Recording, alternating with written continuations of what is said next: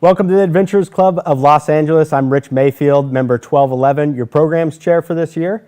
Tonight, I'm here with Chuck Jonkey. Thank you for being here, Chuck. My pleasure. Before we get started, I'd like to remind you that we're still broadcasting, bringing you great stories of adventure during this lockdown. We're here with a skeleton crew, so if you're liking these broadcasts, please subscribe to our YouTube channel and click that bell to be notified of new content when we post it. So, Chuck Jonkey, how are you tonight? I'm doing great, thanks. Good. So your claim to adventure, I guess, is you go to out-of-the-way places, the most exotic and far-flung reaches of the world in search of music, right? Yeah. And sounds. Right. So tonight's talk is Chuck Jonkey's Exotic Sounds and Sonic Safaris. That's right. It's a very cool title. No, thanks. So you brought some instruments for us tonight, and we're going to get to hear you play some of those, and we're going to get to hear some cool stories about where you've been, Cool. right? Yeah. So you've been doing this all your life, right? Not my whole life, but for a long, long time. How many years do you think you've been? You know, I'm 35 now, so it's been it's been, you know, most of my life I've been doing some kind of music. Started off in piano and then didn't like that, and then continued on, played a little saxophone for a while, and then when I grabbed the guitar, that was kind of really fun. Yeah, everybody loves the guitar, and right? And then just went on from there, and that's. But I mean, a guitar is simple compared to the instruments that. That all came later. Yeah. Sure. Yeah. So when you went out, what was your first big trip, like out of the country where you I spent discovered 2 years music? in South America, in Peru, and that was when I was 19. I was there as a missionary, and so that was a spectacular experience. It was the entire country of Peru, went all the way north, all the way south, to Lake Titicaca, to Cusco, Arequipa, all these different places. And while I was there, of course, fell in love with the culture and the people, but was hearing traditional music, and it was quite varied. The Andean music is really different from the music of the Afro-Peruvians on the coast. And then the up in the jungle is a whole different thing. So at 19, that's when your first like passion for this came about. Like you started hearing this music. I was while kind of as a thrown missionary. into the situation, and then I was kind of naive and didn't know what was going on. And then when I kind of came to and I started to understand the language, then I was hearing this music as I was there, and just became really enamored with it. A lot of great rhythms. Yeah, so we've got a cool video that you put together, your Exotic Worlds TV demo. Yeah. Right, and we're gonna watch that video real quick to give the viewers an idea. Sure. So Andy, we got that ready to go there? All right. Welcome to Chuck Jonkey's Exotic Worlds. Discover primal worlds of ritual, mysticism, magic, and sound. Amazing and shocking adventures await us as we travel to vanished worlds and distant lands. My name is Chuck Jonkey. I'm an adventurer, composer, and musician who's traveled the world in search of tribal culture and artistic expression. Here's one of my amazing adventures. I was there with some friends, and we'd heard that there was a special ceremony going on. And I think it was like every 10 or 20 years, this temple has this particular celebration. All of a sudden, the musicians got up, grabbed their instruments, and rushed en masse to another section of the temple. And men came out and started dancing what's called a mendet dance. They would dance sort of in a circle, and they have with them a ceremonial knife called a kris, K-R-I-S. And it's got a very serrated edge, and they're very sharp, and they're believed to have resident spirits. Armed with these sacred knives, the dancers appear to enter into a trance-like state, which will enable them to test the spirit's protective powers in a rather shocking ritual. I saw a man whip out one of these knives, go running out into the middle of this area, and try to stab himself. And he was pushing as hard as he could. And it wouldn't go in, and he took it out and then danced for a while. It was very bizarre to me. This bizarre ceremony didn't stop there. An audience member who was overcome by the music suddenly jumped into the crowd of dancers, eager to join in. And they fought with this guy for a while, and they took his shirt off.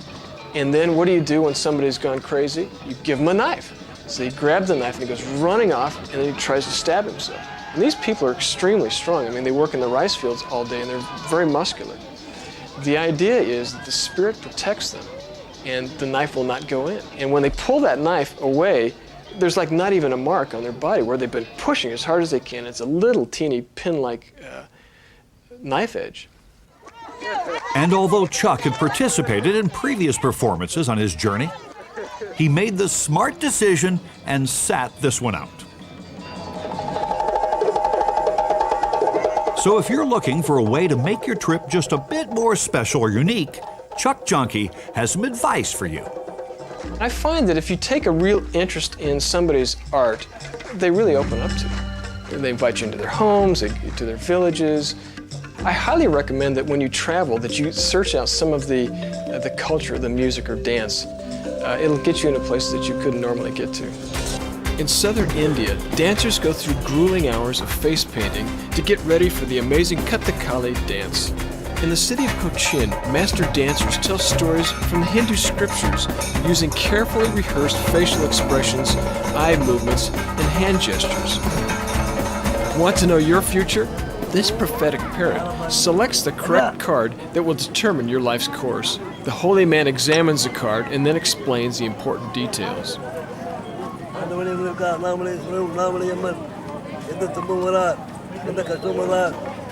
We're in South India, not too far from Trichy, and this is one of the most famous South Indian temples to Lord Shiva.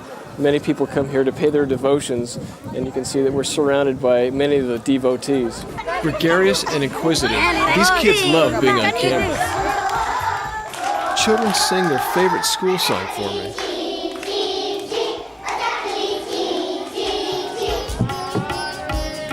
A misty morning row along the banks of the Ganges to the holy Ghats, where the devoted bathe themselves in sacred waters. The Laughing Club. This is the latest rage over all India. It's healthy, and these people gather each morning to exercise, laugh, and cavort. Tahiti. Brutal and demanding. These rowers compete during the Heva festival. Dancers, drummers, and musicians join the festivities in hotly contested performances, one village against another. The sensual dances depict island passions with stories of love and conquest. The blue city of Morocco, Chefchaouen. In the Rif Mountains, an ancient city whose Medina is full of exquisite treasures, carpets, antiques, musical instruments, and people devoted to mountain life.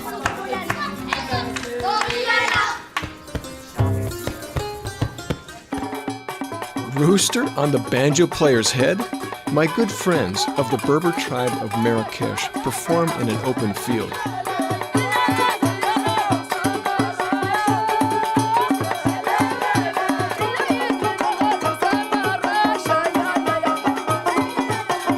This is how you show your appreciation to the rebab player. Put money on his head.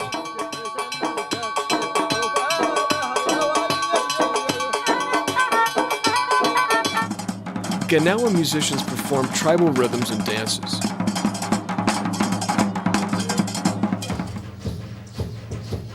The Inca fortress of Sacsayhuaman surrounds the ancient city of Cusco, the center of the Inca culture. I meet a shaman whose mother taught him ceremonies handed down through generations of Quechua Indians.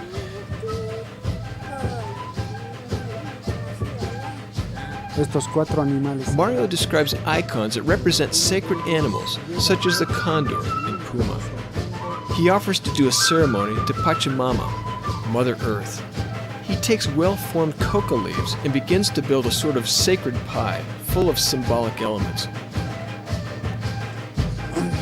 Mario leads me through ancient ruins and up to the top of a mountain, where he builds a fire of cow dung. He takes this sacred pie, wrapped in paper, and blesses me by passing it over my head, shoulders, and legs. He burns the offering, and the 2-day ceremony is over.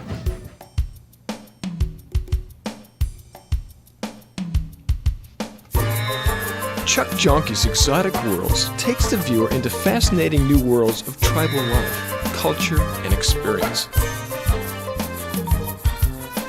For the past 19 years, I've traveled millions of miles to film, record, and document mystic cultures.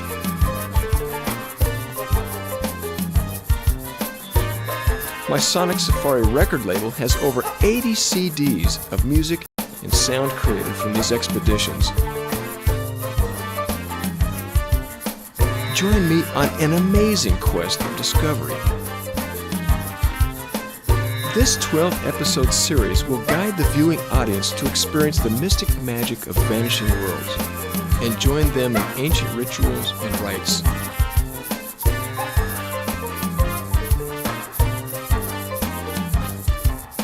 Travel, adventure, culture, ritual, magic, and more.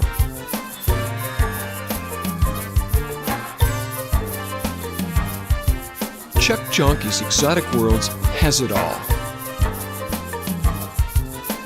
Experience the mystical magic of vanishing worlds.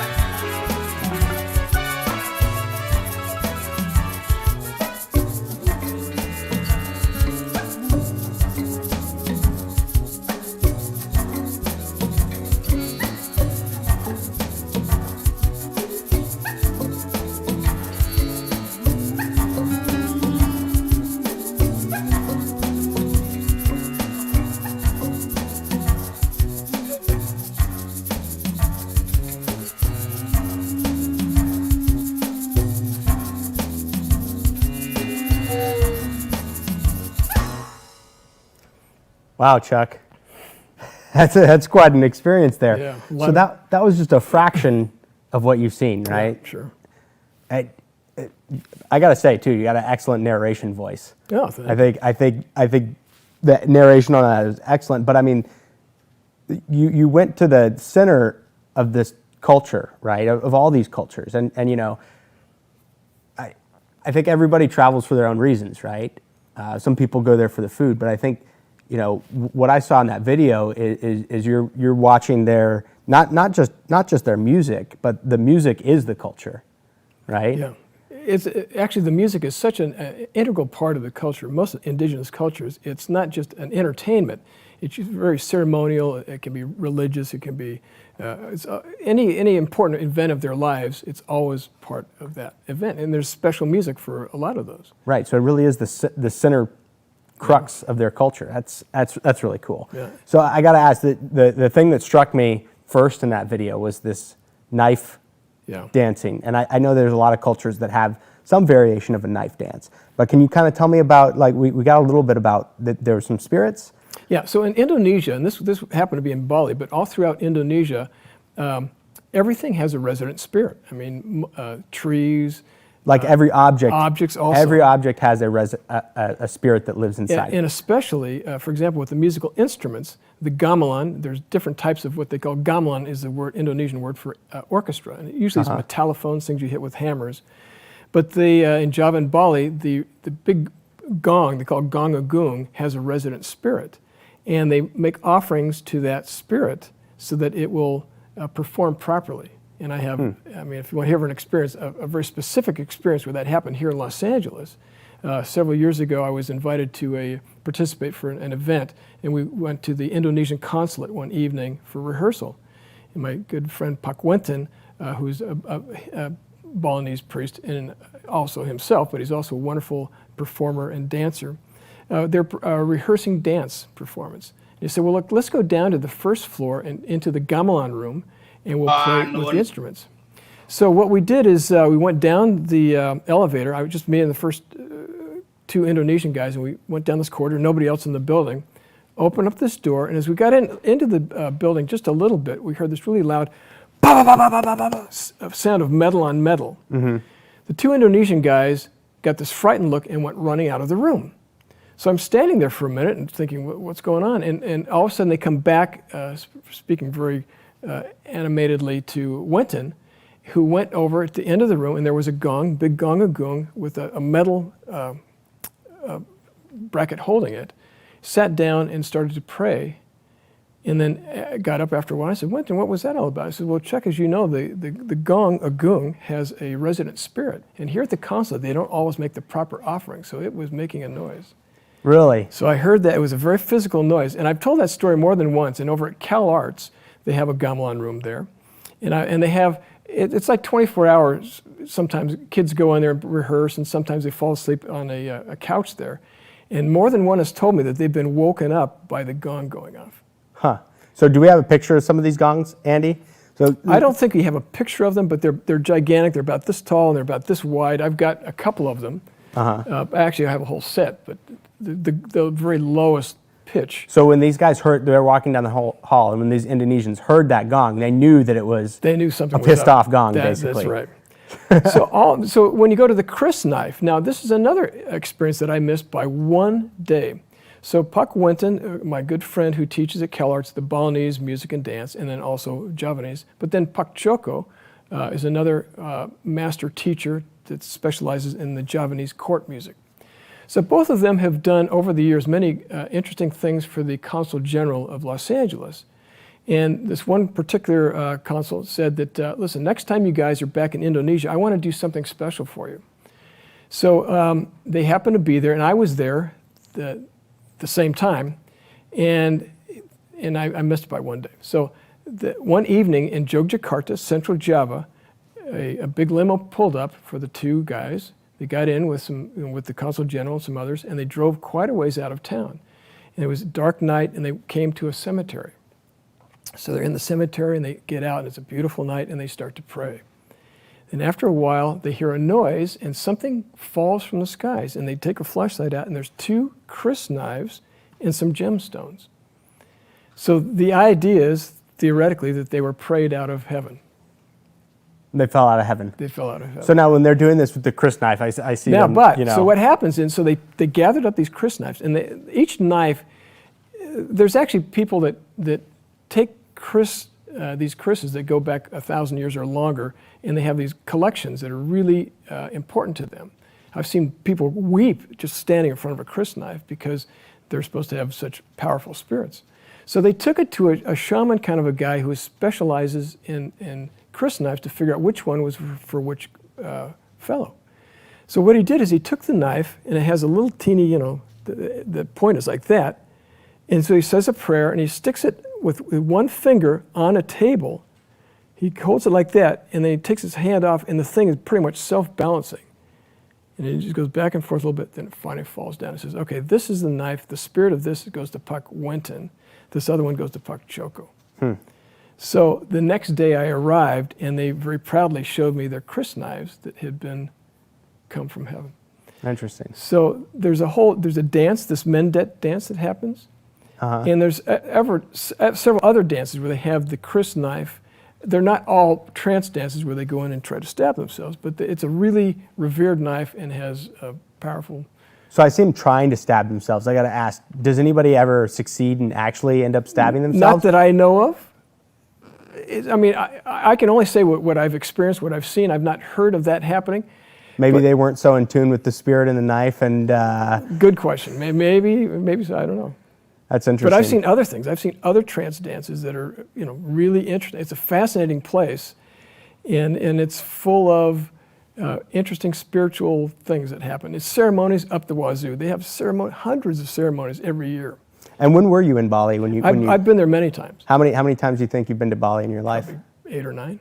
8 or 9. And I'm interested in the logistics of how you do this, because this is your job, right? Well, you're a professional collector of music and culture, and you like to videotape it and get a good audio recording, right? Sure. So I don't know if we covered this, but how many CDs have you made? I have 115 now, and there's a bunch more coming. 115, and each CD is basically. I mean, some of them are compilations, right? Well, some of them are music that I've personally, I've probably done maybe 30 or so of my own compositions. So I mean, from all of this stuff, I get ideas, and I've studied a lot of this music, and so I come back and create my own music based on these rhythms and ideas or whatever.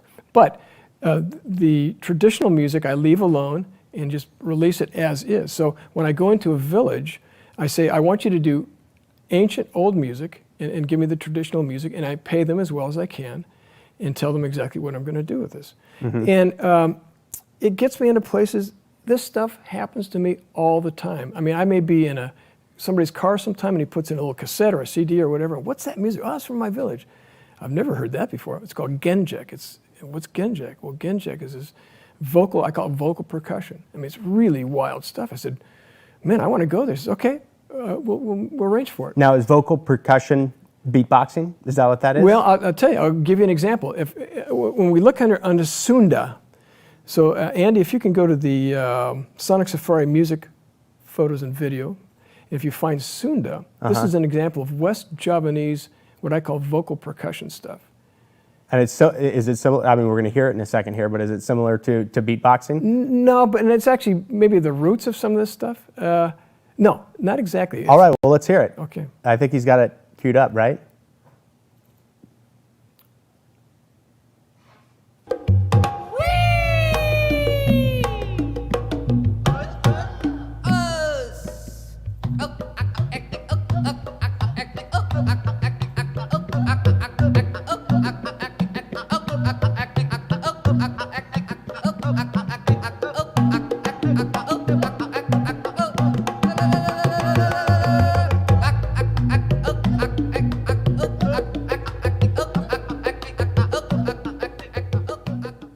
Huh.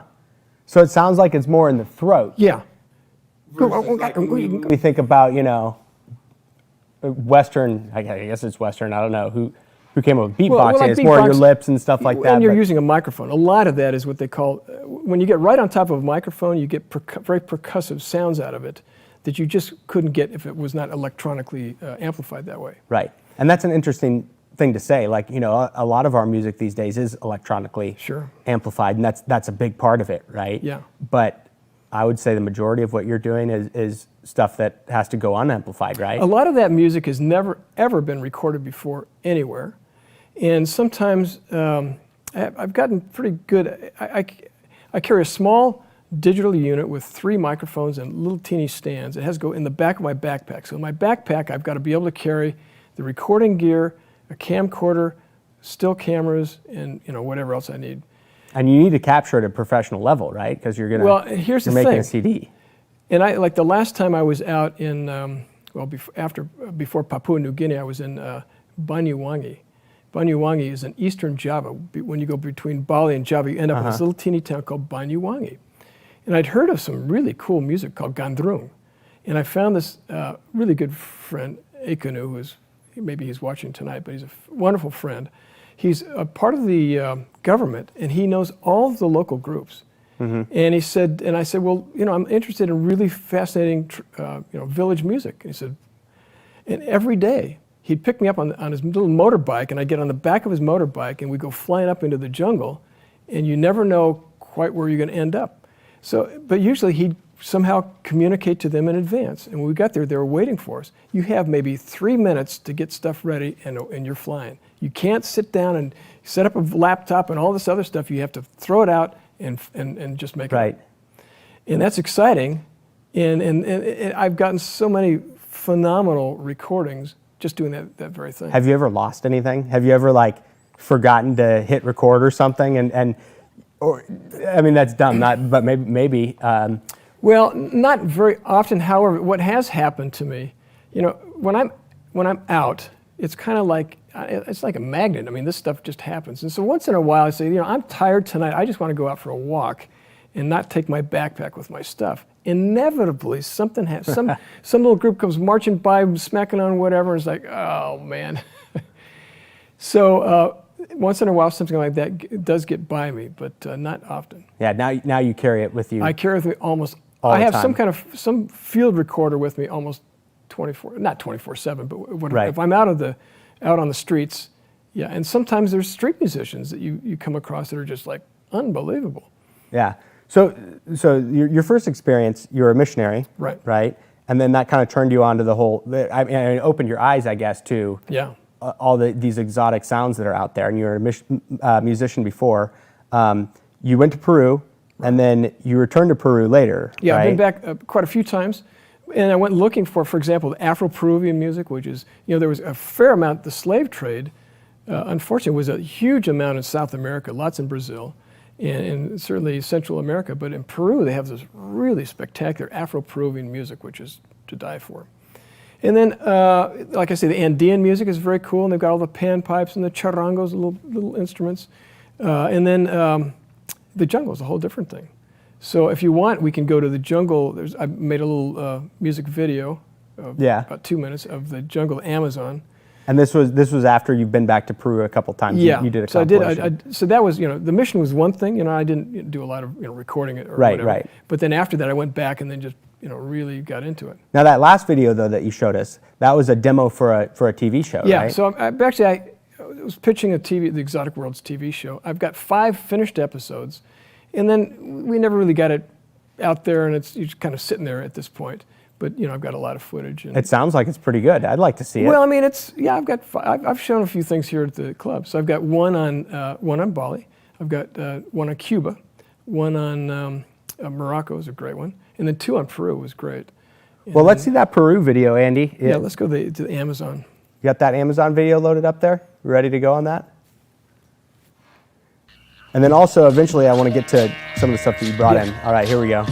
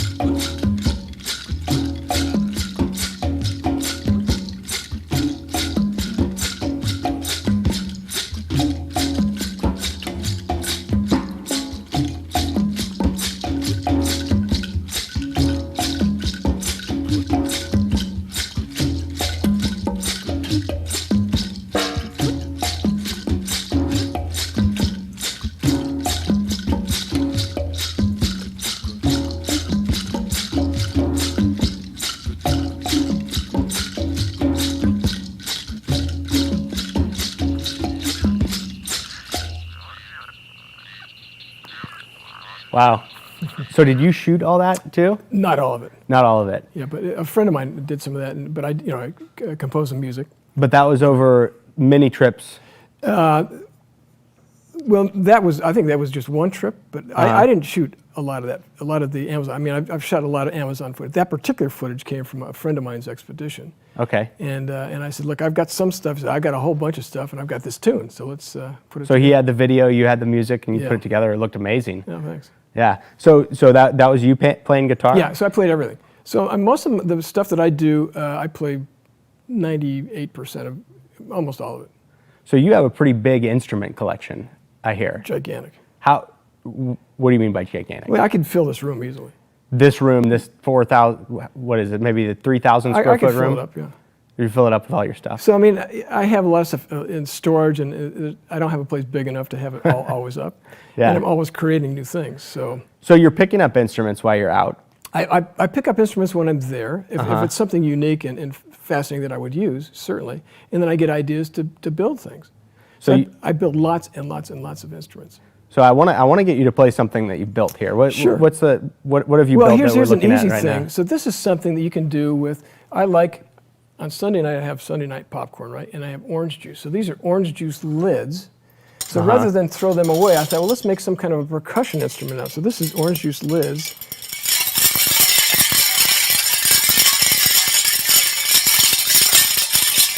So it's a nice percussive instrument, yeah. And that makes it into one of your tracks. That's a rhythm. I mean, I can make music out of just about anything. I mean, that glass I can make music out of. Yeah. I've made music out of balloons. Well, I'm going to challenge you. Can make music out of that glass right now. Sure. All right. So, I mean, basically, you hit a glass with water in it. And if you have a bunch of glasses with different levels of water, you have a different pitch for each one of those. You can blow on it, you can make noises out of it, just sound effects, just. Right.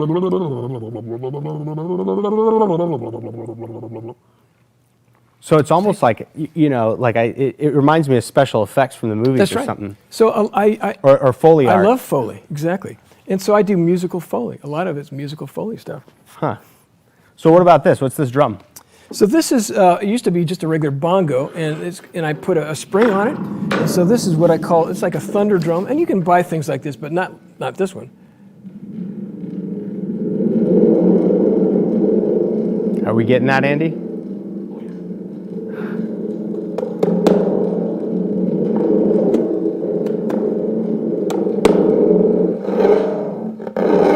Now, you know, if you add sound effects to that, a little reverb or echo, I mean, it can be a massively monstrous sound. Yeah. And you can do lots of different things.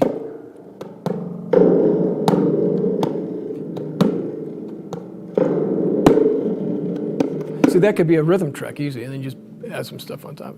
So Yeah. every day I record, and I look at something. I haven't messed with that for a while. You get these ideas, and just, I mean, that's a pretty cool sound. And so a reverb, a spring reverb, is basically transmitting sound through a long spring. Now, I've been doing a lot of stuff with springs recently, and that's a whole other thing that's kind of fun.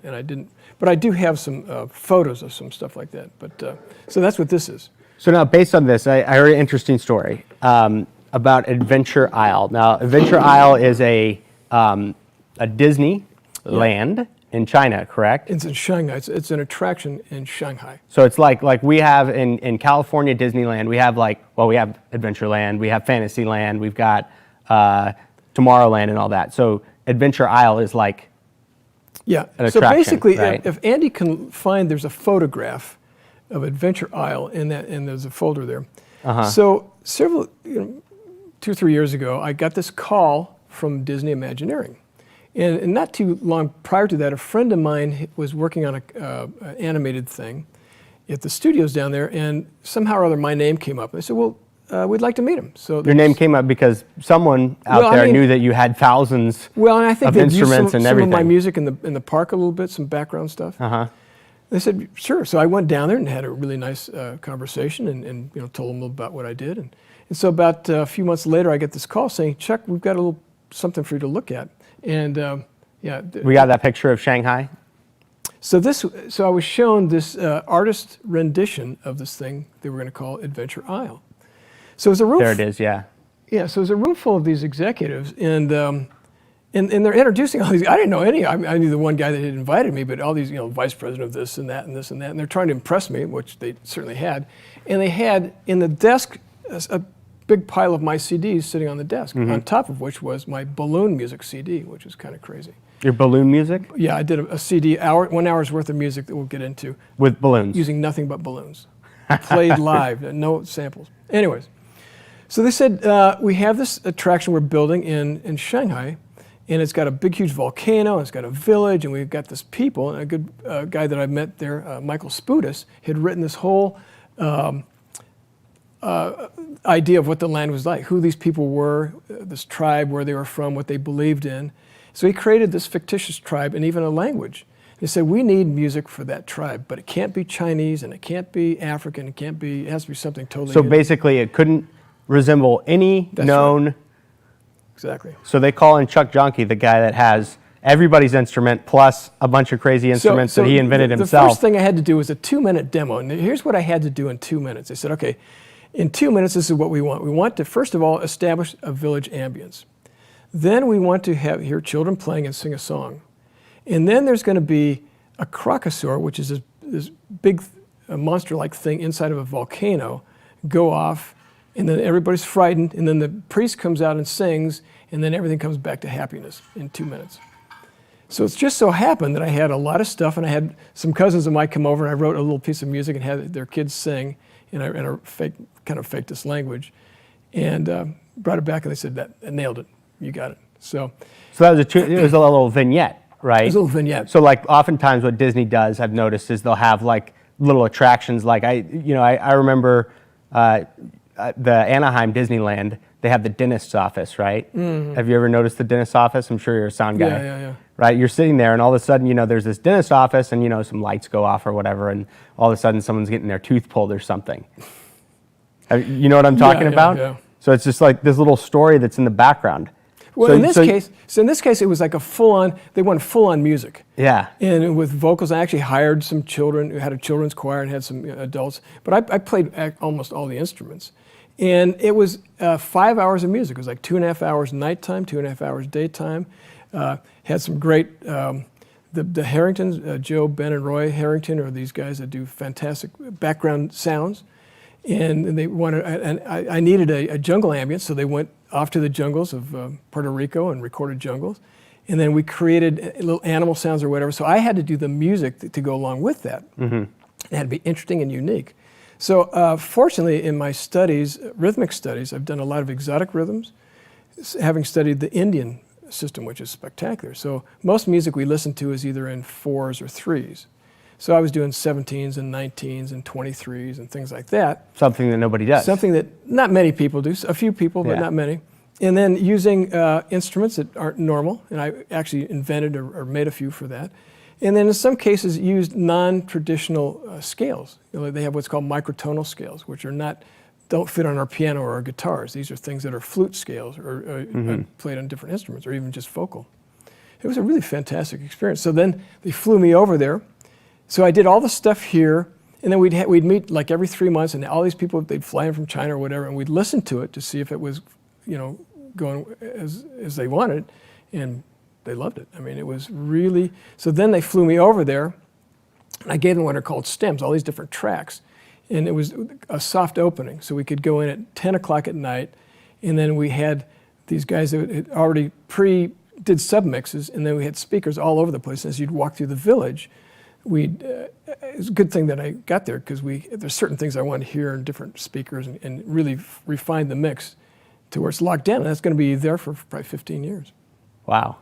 That's so cool. Yeah, it's really great. It's really And you're doing that for the Adventurers Club too, right? Sure, yeah. Well, I mean, I don't know if you noticed when you walked in. Yeah, I But did. that was Chuck Jonkey music in the foyer, right? Sure. Yeah.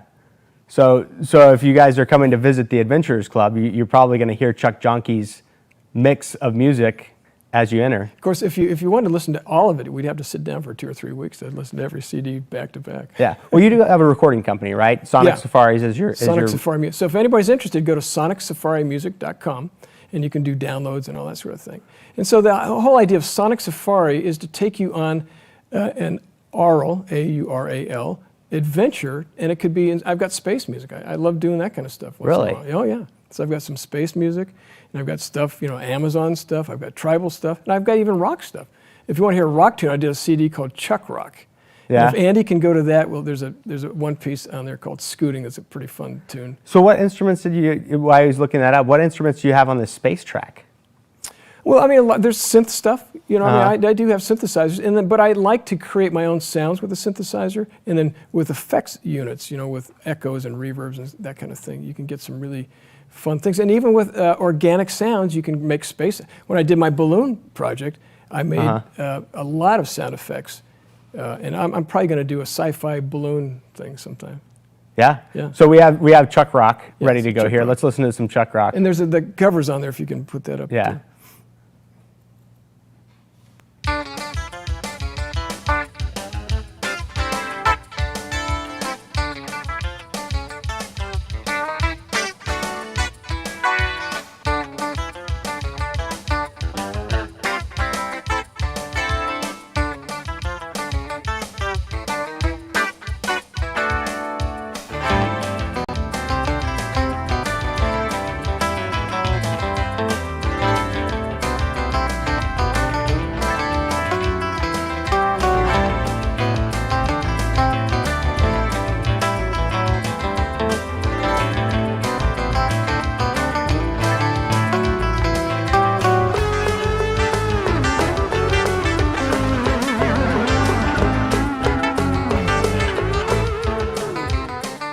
So anyways, that's a little bit of Yeah, I would say it defies genres, right? Yeah. Like it's definitely like rock at the base, but I keep hearing these little notes from other cultures, Yeah. and I can see this guy has literally traveled everywhere, and his influences are worldwide, right? Well, it's not everywhere, but certainly. It sounds pretty close to everywhere, but I know like a lot of guys will trace a lot of musicians will have like maybe 3 or 4 different inspirations, right? Like they're this guy mixed with this guy and a little bit of this, right? But your stuff, like when I'm listening to it, just there's always something that's coming out of nowhere. I'm like, well, that sounds a little bit like, oh no, it's not that. It's hard to identify. Yeah. Which is super interesting. Yeah, so it's not the traditional stuff, but in another case, for example, if you like the Harley Davidson, I'd have a CD called Hog. Now in Glendale, they had what's called the Love Ride, where 20,000 Harley guys would come down. And I'd go down there. I'm not a rider, but it just sonically was unbelievable. I thought, I'm going to go record this stuff. So you recorded Harleys? I record the sound of Harleys, and I thought, you know what? There's everything Harley, but a CD of Let's Harley listen to CD. a little bit of that. Okay, you're going to hear. It's called Hog. A friend of mine, my head's right up to his motor, and it's not running too well in the morning. And I heard a rhythm. I mean, Harleys never run well, right? And so I added drums to that rhythm. All right, let's hear it.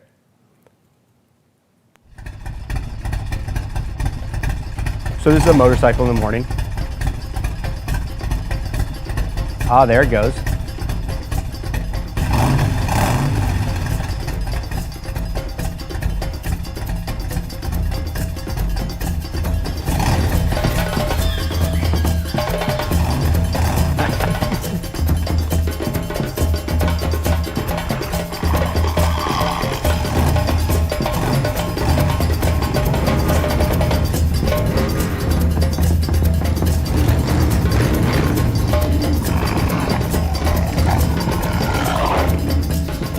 So I mean, Yeah. it would start out as a Anything could be Harley. music. It became an African thing with screaming lions and all kinds of stuff. Well, I want to hear you play some more stuff here. Sure. What else do we got Well, to play? I've been hearing about this balloon stuff. Well, so while Andy looks up the balloon music there, let's see. This involves a balloon. Okay, so I have hundreds of hundreds. Can I see this? Sure. This looks like a piece of PVC pipe with your old prescription bottle A vitamin bottle on there. and rubber band. There's duct tape, not masking tape. Yeah. All right. Now, even you take just a balloon, you cut it off, and you can get sounds effect. You can get bird sounds and stuff. So.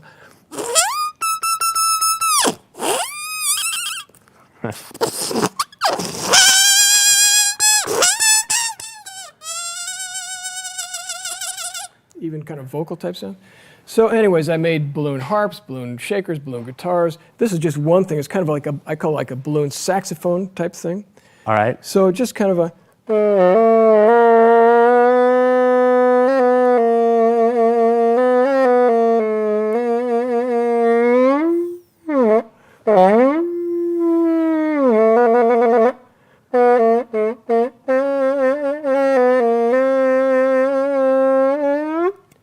So that's a pieces of music. Yeah. Based on all that kind of stuff. And then is this another balloon instrument over here? This is something that I made out of pieces of wood, piece of PVC, and a skin, and some fishing string. So this is what's almost like a Chinese, Japanese shamisen.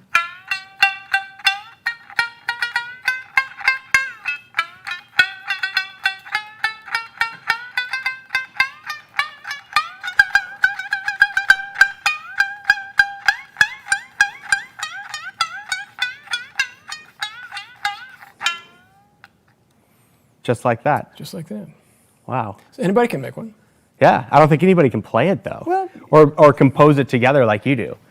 Yeah, somebody else would do something different, Yeah.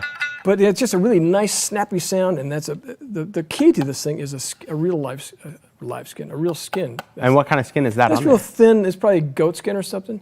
And what you do is you get a little piece of very thin rawhide, and then you cut a circle out of it, and then you wet it, and then you put it on here, and you put glue around the edges, and then put it with rubber bands and put tape around it, and then as it dries, it shrinks in. It gets that real tight. And so I've got a little toothpick inside of it That attached holds to the fishing string. and then a little tuner. Just like a guitar tuner on Yeah, there. and I've made several. I mean, I've made a whole bunch of different ones like this. Wow. So I also use ocarinas a lot. This is just one of many, many ocarinas I have. And these Now, give you- where are ocarinas from? Because it's not the video game Zelda, right? Well, ocarinas come in various cultures. The origins of it, I really don't know, but ocarina flute type instruments have been found in ancient, the Aztecs and pre-Aztecs, and in burial chambers and stuff. Something goes Is it way, a way South back. a South America generally?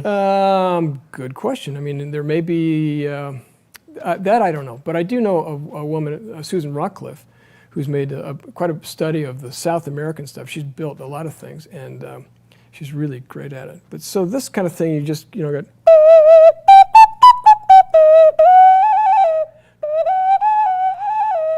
So a lot of times I use it as a percussion instrument, like a.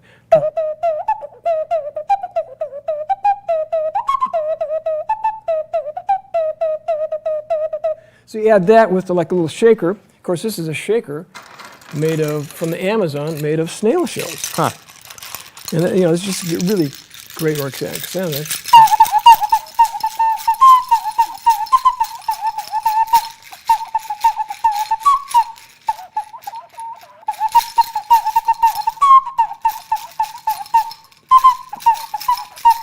Yeah, whatever you come up with.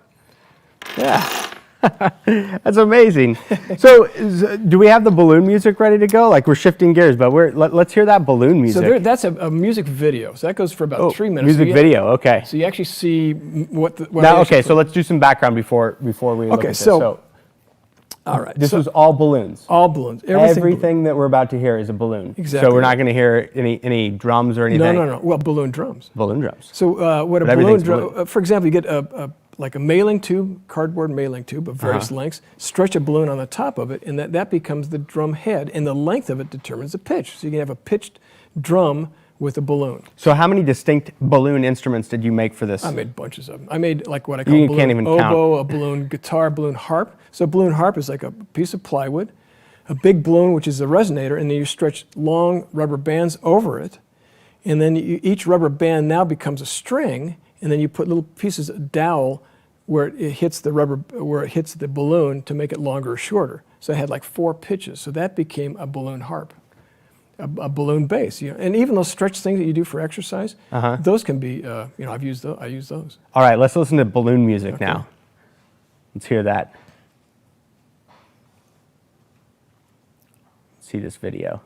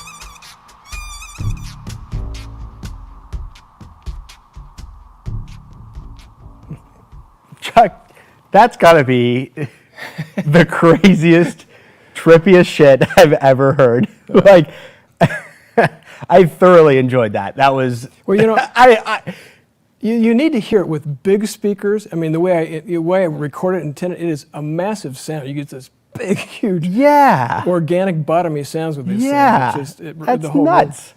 Yeah. So, I think that's a good segue into this peyote ceremony that you you recorded, right? Yeah, that's a whole fascinating story. I want to go back to that balloon music. We should just end the show on that balloon music so people can kind of like drift off to sleep. So I have a full CD of that. And a full CD? How many? Like an hour. An about hour. An hour's worth of music. Each tune is totally different. I don't know what kind of dreams I would have if I fell asleep listening to that. It's pretty crazy like stuff. Elephants and, you know. Yeah, I've got a jungle one, and I've got kind of one that's kind of a Japanese type thing. And just whatever would occur to me as I'd start with it. Yeah, I'm buying that track. Yeah, that is crazy. Yeah. I mean, I've never heard anything like that. It blew my mind. I was like, what? And then watching you do it on video too, like kind of. Yeah, that was just lo-fi. Just did it by myself and just made it up. And, I don't know. It was happy. I felt happy after good. Listening to that. Right? How can you? It's fun. Yeah, right? Balloons are fun. Yeah, they're made to be fun and happy, and there's so much you can do with balloons. I'd say. Yeah. Holy shit. So yeah, it was pretty trippy. So tell me about this peyote ceremony. So my brother and I, years ago, or several years back, we were just doing an expedition like we had just in the Four Corners region. We went to a lot of different places, and we'd always stop off at these curio shops. And of course, I was looking for musical instruments, and the only thing I would find other than flutes, the Native American type flutes that you see quite a bit, I heard of a thing called the water drum. I said, what's the water drum? He said, well, the water drum is only used with the peyote ceremony. I said, really? And so what is it? So a water drum basically is like a black cooking pot of various sizes. They fill it half full of water. Then they have a certain skin. It's either a thick elk or a moose hide head. And they've got 7 turquoise stones. And they've got this leather tongue. So basically they have to make it up every time they do the ceremony. So they fill it half full of water, put the head on.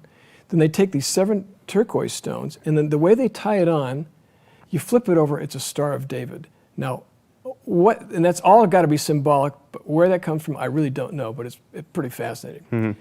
So I knew that anybody had anything to do with a water drum was a peyote guy.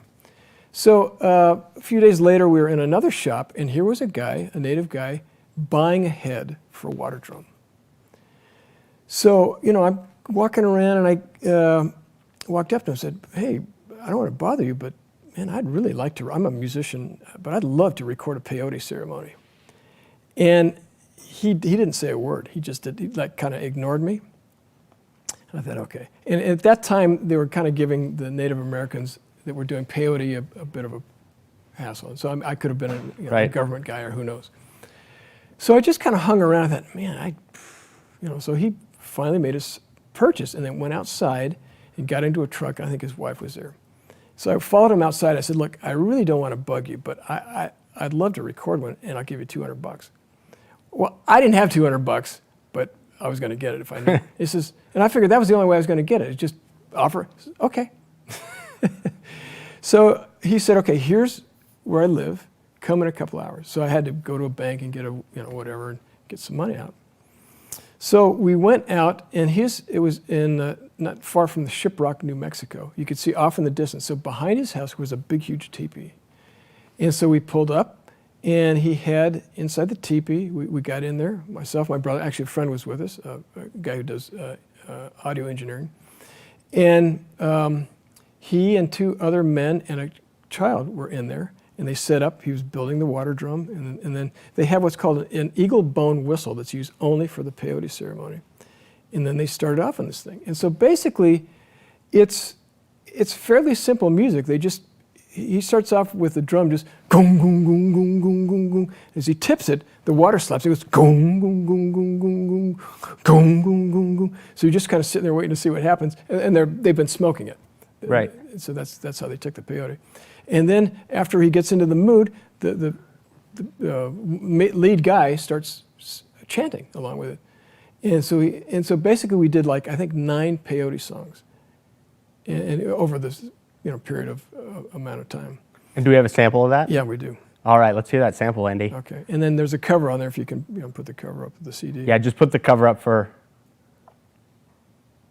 a little bit.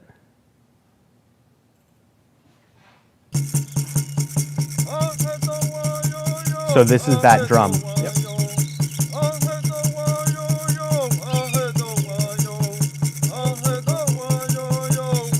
And that was that eagle whistle?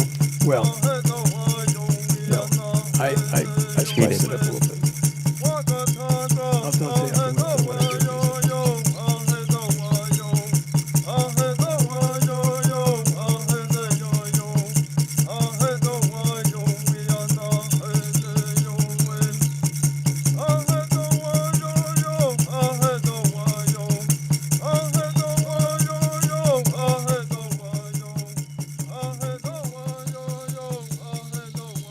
So they did 9 peyote songs. And so when I got back, first of all, I had to read up on what the peyote ceremony was all about because they didn't really tell me. Right.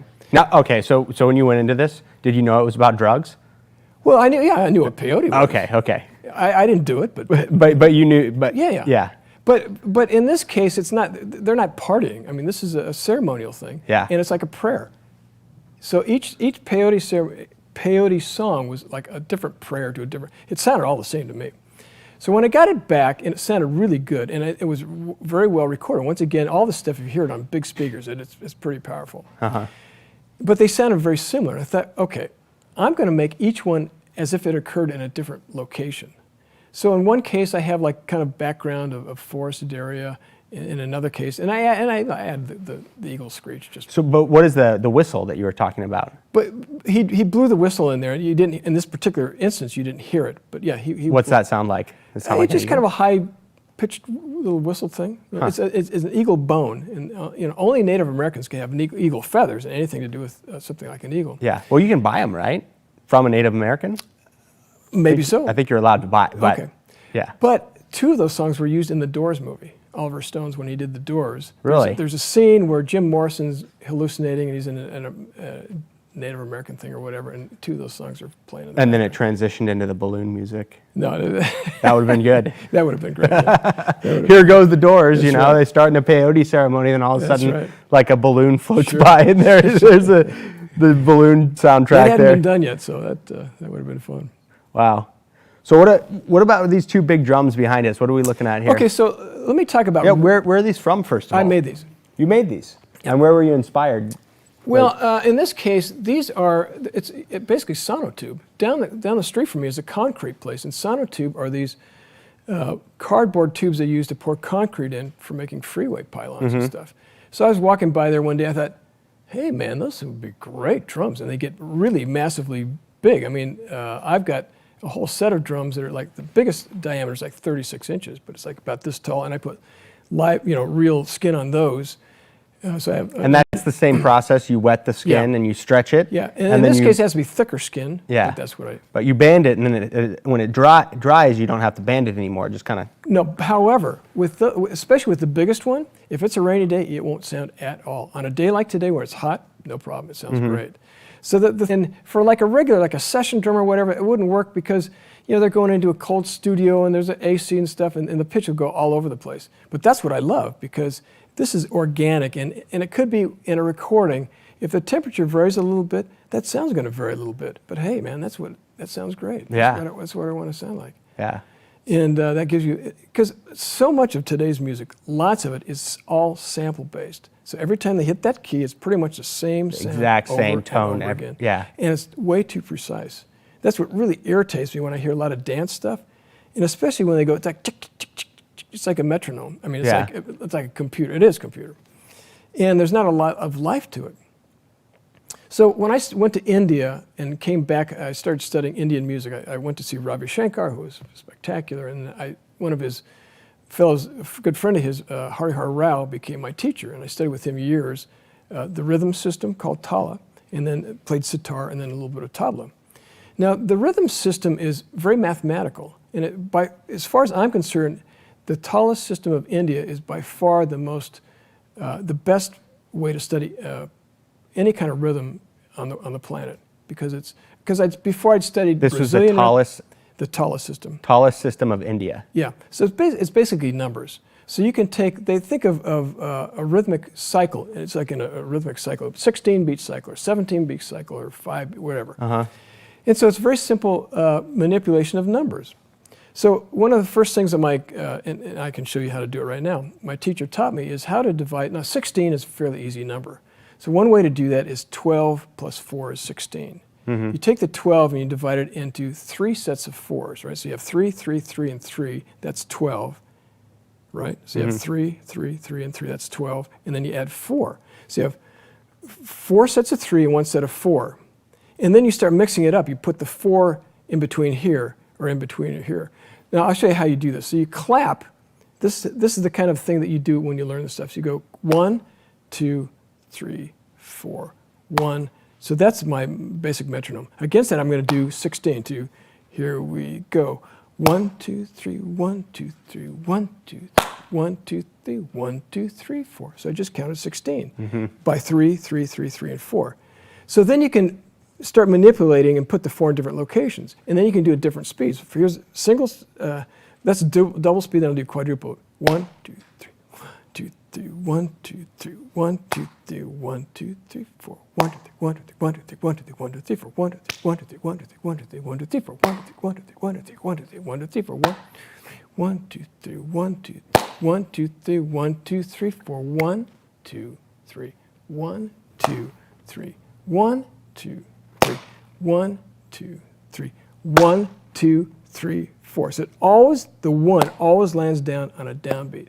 So doing stuff, things like this, you now have control over rhythms in a way that nobody else can do. And then you mix and match them. So one guy will do double, another guy does single, one puts the 4 in the front, the other one puts the 4 in the back. And before you know it, you get these cross-pollinated rhythms that are just spectacular.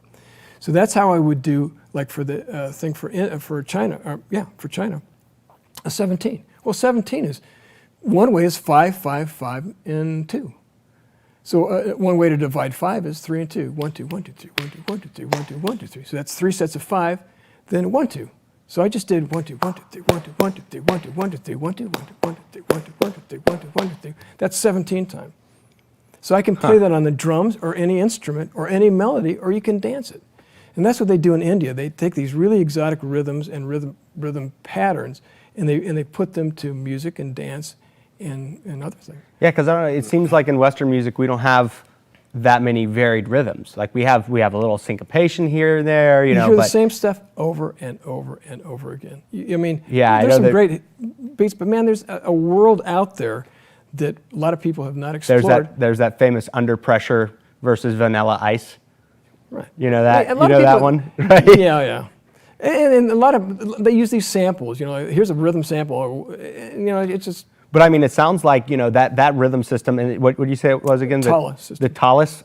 Tala, T-A-L-A. Tala system in India? The South probably does a very similar thing. So Indian rhythmic systems are, so if you're a dancer or any kind of a vocalist or any kind of an instrumentalist in India, you know that system. And that's like almost as complicated as like the melodic scales that we have Oh, it can go way beyond that. So they have hundreds of scales. They have 22 divisions, and that's one. So what's like the maximum cycle, right? Like you said, there's a 17 count cycle. I've done a piece of music in 47. 47. Yeah. But between 0 and 47, the amount of permutations are the ways that you can add up to 47, sure. You can make it for example, Hari Har, the guy that I study with, he taught a class at Caltech. Well, those guys it's not a music school, of course, it's all mathematicians. But these kids, they got it right off the bat because it's mathematically based. And so one time he said, okay guys, your assignment this week is to go to the most obscure rhythmic recording and bring it in, and I'll tell you what it is. And so they went out and found some crazy jazz thing that was in 53 time or something like that. And he said, the only thing I need you to tell me is when that cycle stops, and then I'll tell you how. So he nailed it right on, and then proceeded to give us a bunch of ways to create our own variations on that. So I mean, when I studied prior, I studied African rhythms or Brazilian rhythms, and there's X number of rhythms that you study, which are wonderful. But then that's that. What was your rhythm? Well, I mean, Like, what's your favorite, like, go-to that's very unique, right? Like a unique... I create stuff all the time. And it's got to be, you know, I mean... But yeah, like, give me something that's like in 17 or in that range that's a little bit easier to track and Well, I mean, you can do a simple 5, you know. That's too easy, because I'm going to have you play it on those drums. Well, but you can make 5 not so easy. You go 3 plus 2 or 2 plus 3, right? But then you can have 4 or 5 of them together. So you got 3, 3, 3, 2, 2, 2, 1, 2, 3. All right, let's do it. You got those drums back there. I'm gonna move this mic around a little bit. Okay. Let's. All right, you ready for this, Andy? So Chuck's got these drums.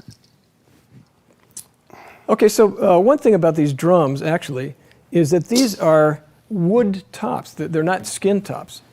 And that's what I was looking for, super thin plywood. You sound.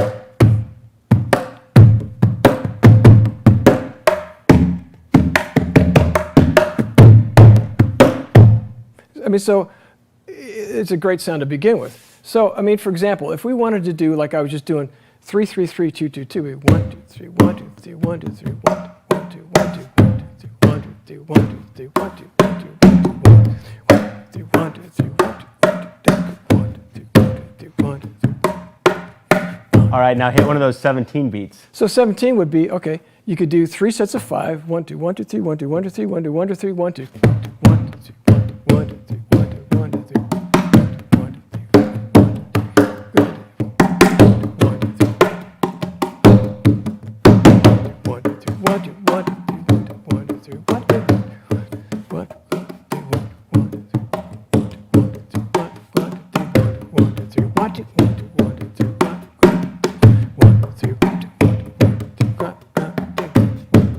Now, if you get tired of that, then you mix and match it. You go 1, 2, 1, 2, 3, 1, 2, 1, 2, 1, 2, 3, 1, 2, 1, 2, 3. So you have. But you can always keep track of it because it's basically defining. It's a rhythmic cycle. A rhythmic cycle and a very easy to understand, like mathematical. Yeah. Huh. But you can make it more complex by doing other stuff too. I mean, this is just kind of the beginning of it, but it doesn't take a whole lot to get some really fascinating rhythmic things happening with simple numbers. Yeah, then we wind up with that balloon video. I do it all the time. What's that? Then we wind up with that balloon video. That and a bunch of other stuff. So while we got you back there, you got another interesting instrument here. What is that? I'm going to step out of the way here. Here's another thing. These are little shakers from Peru. They're actually goat hooves. Can you see these things? And so when I have these drums, a lot of times I like to put stuff on the drums, you know, to get.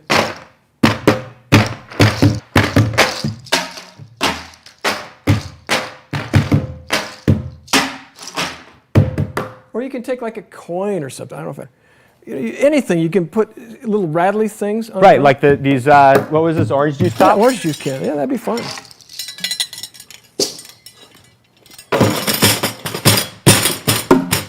So probably let's just do 1 or 2 of them like that.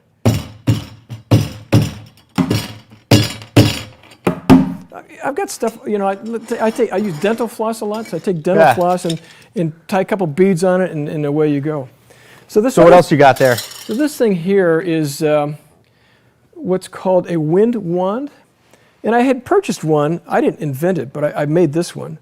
And the guy that I bought it from only made a certain size. And I said, well, I want a big one. He said, well, I don't know where to get big rubber bands. Well, it didn't take me long to find Mr. Rubber Band. Yeah, those look like moving rubber bands.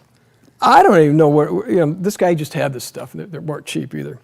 So anyways, this kind of stuff, I've done a little bit of work with the Avatar Land in Orlando. Okay. With Simon Franklin is the composer for that. And so there's some other stuff coming up. So this is this.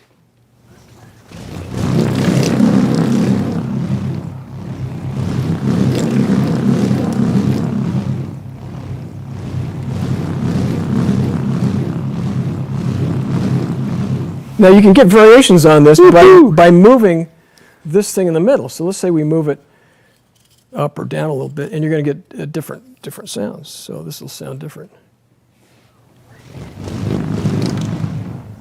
I mean, not totally different, but there is definitely a variation there.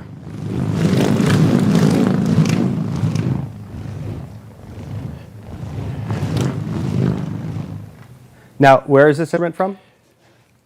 You know, I don't know who invented it, and it's not really an indigenous instrument. Can I see? Sure. But they're not hard to make. Heck. Yeah. So it reminds me of that, I think it's an Australian Right. instrument. What is that thing called? That's the, oh boy. But I can't think It's on of it. it's on the end of a string, right? Yeah, it's on the end of a string. It's a, yeah. Have a seat. So I've got, you know, a couple of those things. So yeah, so it's kind of a variation on that. And then this thing here, this is Afro-Peruvian. This is the jawbone of an ass.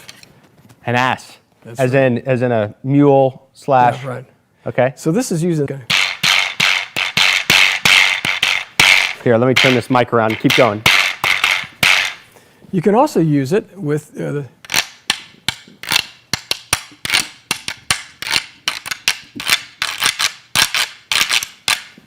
So this is. So what they've done is they've loosened up the teeth. Now, when I first saw this thing, when I was living in Peru, and I saw them using this thing, I thought, this is unbelievable. And so I couldn't find one at the time, went home and tried finding one of these things here. Do we have a sample of music that has this involved? I don't have it with me, I don't think Okay, so. that's fine. You have to go to my Peru. So anyways, I actually finally got the jawbone of a donkey or something or other. And do you think I could get the teeth loosened? I mean, I broke half the teeth off, and I don't know how they do this, but a good buddy of mine, Mike Odonino, if you're out there, Mike, thanks so much. I remember him telling me a couple years back, and I forgot all about it until he was actually down there in Cusco. And I sent him an email, say, hey, Mike, see if you can find me a quejada. That's what this is, a quejada. And it's the job, and it's using Afro-Peruvian music. And he took that, and he scoured. Now, this is actually from the Afro-Peruvian area, which is by Lima down on the coast. So he was up in Cusco, up in the Andes, where they don't really do that. He went all over the place and finally found in some little music shop, high up, all dusty, this quejada, and brought it back for me. With the teeth pre-loosened. Oh, yeah. I've still got the one that I tried, and it was, they must put in acid or something or other. I don't know what they do, but it's really great. That's crazy. Well, is there anything else that you have to show us here? Well, I mean, I've got, let's see, this thing is kind of fun. This is, you've heard of the thumb piano. This is like an embira, but this is one that's made out of wood. But what I'm going to do is I'm going to plug an amplifier. So, and what I do with things like this that don't make a lot of noise. Now, this is a box that I got from Michael's. Mm-hmm. And handsaw, and I cut some very thin strips of poplar. And I put what's called a piezo pickup on it. Oh, wow.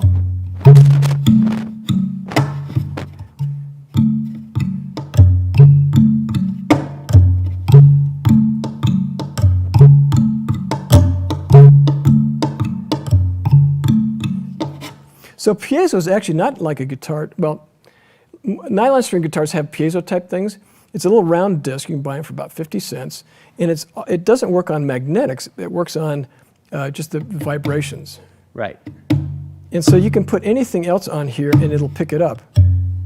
But you see, that's when you didn't have that on there, you couldn't. So you get that snappy sound. Get that sound. You know, you could put this kind of stuff on it.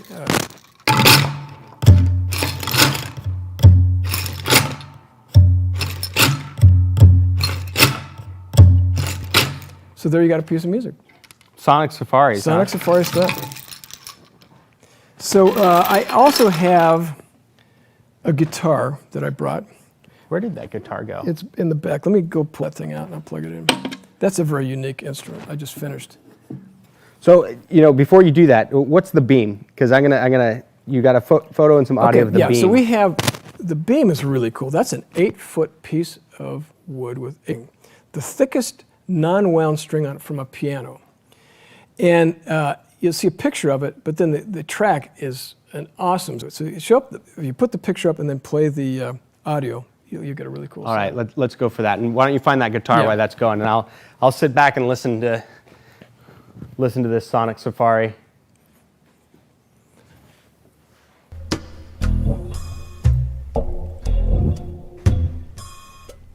There's that beam. Is the audio pretty loud? Yeah.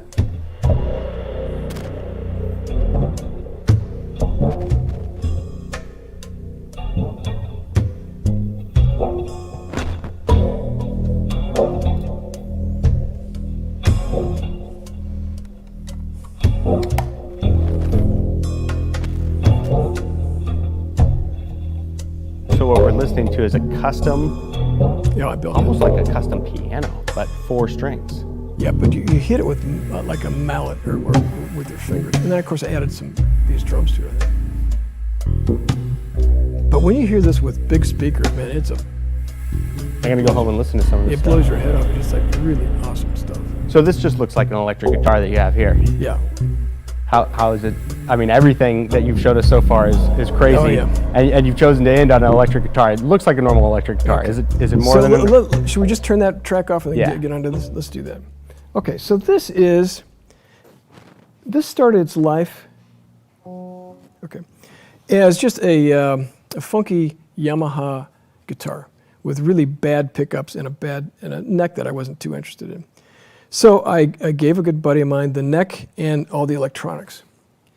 So what I ordered was an extra long neck. And this is called a baritone neck. So it's like it's extremely low compared to a regular guitar. It's a low string. I mean, that's a really low note. And so so it's that. So I have these. It's like a 6-string bass with a whammy bar, like you can do, which you can't do with hardly any bass. Not only that, I painted it. This is what's called swirl painting. And I've gotten into swirl painting, and I did this. And it's got some sparkle. You hold in that it. up a little bit. Yeah, right there. That'll be a good. So both sides of it are swirl painted. Can we show that? Yeah. And Flip over to Chuck's camera there, so you can see a close up of that. this way. Look at me, right here. Yeah. Perfect. So how you do swirl painting is there's a certain kind of a paint. Well, first of all, you take the thing off and you strip it, and then you just paint it, in this case, like a cream color. Then you put a piece of wood on there, and then you get a container that you could dunk the whole thing in, and you get this called swirl paint paints. And in this case, I have orange, red, and some silver sparkle, and I think some yellow. So you pour it in there in the top. It sits on the top, and then you swirl it a little bit, and then you take the stick and you dip the whole body in there. If you've dunked it, you have to take away what's left on the surface and pull it out, or you're going to paint it on the way back out. Mm-hmm. And what you end up with is something really bizarre like that. You know, I just love how it looks. And it's a pretty unique sound, too. Yeah. Now, on top of that, this pickup system, it's an outfit called Awesome Guitars, and not many people use them, but this has 6 switches. That can give me 102 variations between all these pickups of different sounds. So let's hear something on it. So anyway, so this is what it says. Do we have good sound on that, or do I need to move the mic, Andy? Okay.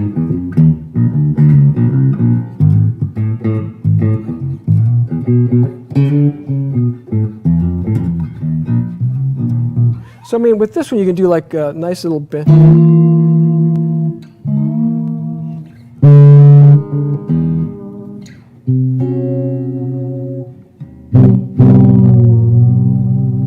So then you can have different variations. For example,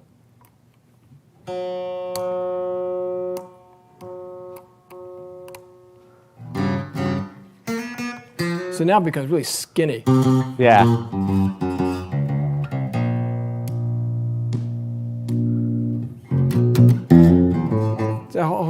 So I actually have to have pieces of paper with all these things written. So what I've got here is a little pedal that gives me kind of echo kind of things. So Right. turn it up a little bit.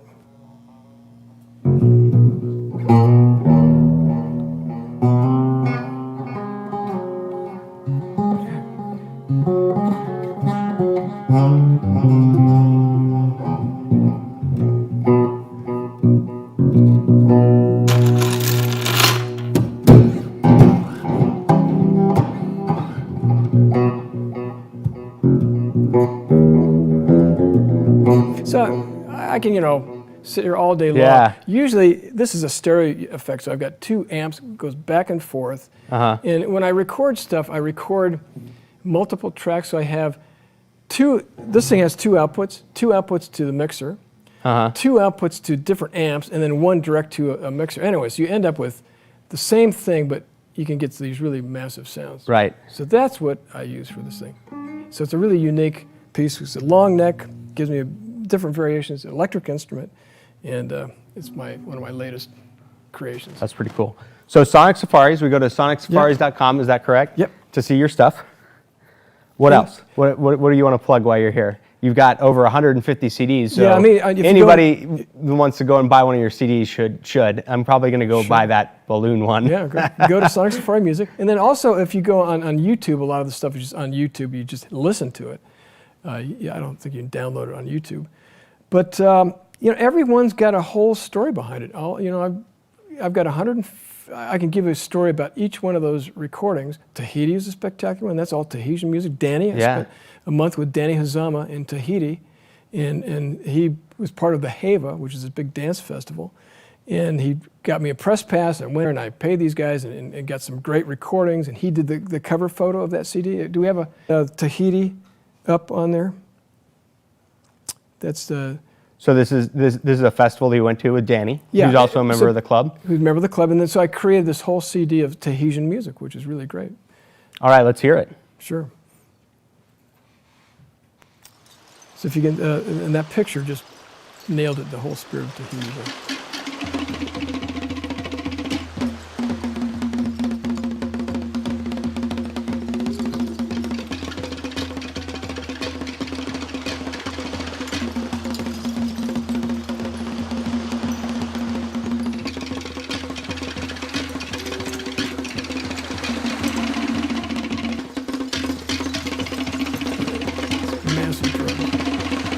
Yeah, a little bit faster than we've been hearing.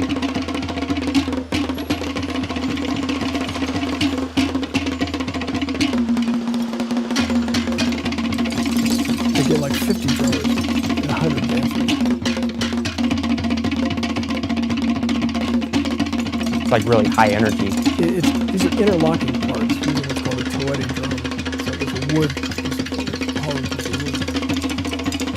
Special kind of a drumstick, and they're just super precise.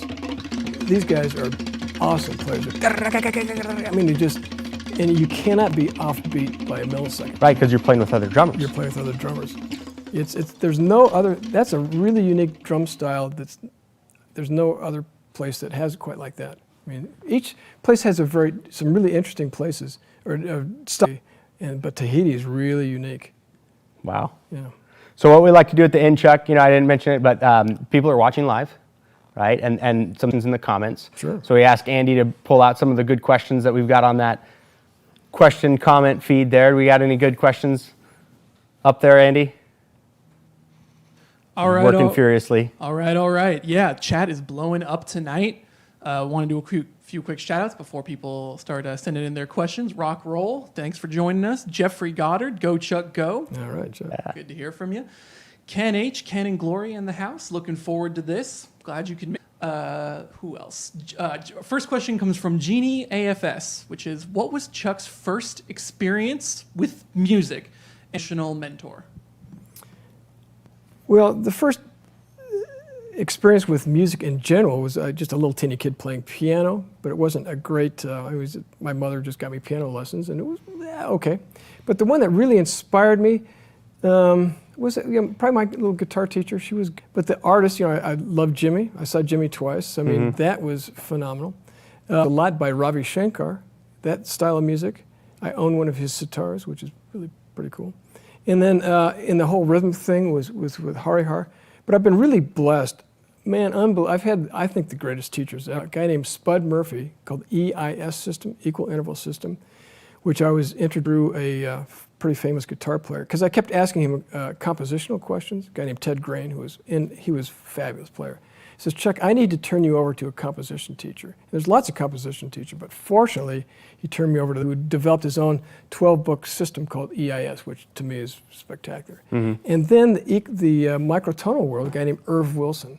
Irv was passed away not too long ago, just a total genius, more of a mathematician, and he opened up like what the Tala system did for rhythms. Irv opened up in the sonic realm of musical scales. That, you know, our 12 tones are just a little tip of the iceberg. There's millions of other things in different cultures, and then even based on geometric shapes. Yeah. What do you mean geometric shapes? Well, one of the things that Irv did, he would create these different geometric shape things, and each vertice would represent a different pitch, and in the distance between, I mean, I can't. So just another mathematical way of representing. Yeah, exactly. Tonal scales. Tonal scales. So I have a friend of mine, Stephen Taylor, and I both had created 31 tone guitars. So this is 12 tones. From here to here is 12 equal pitches. We have 31 pitches. So in between here, there's a whole bunch of extra frets.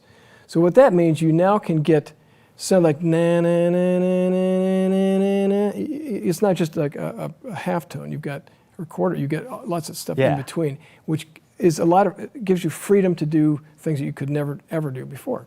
So that's what that is all about. Interesting. Yeah. What else we got in that comment section? All right, what else we got here? Jeffrey Goddard says Bali is my favorite place. Certainly.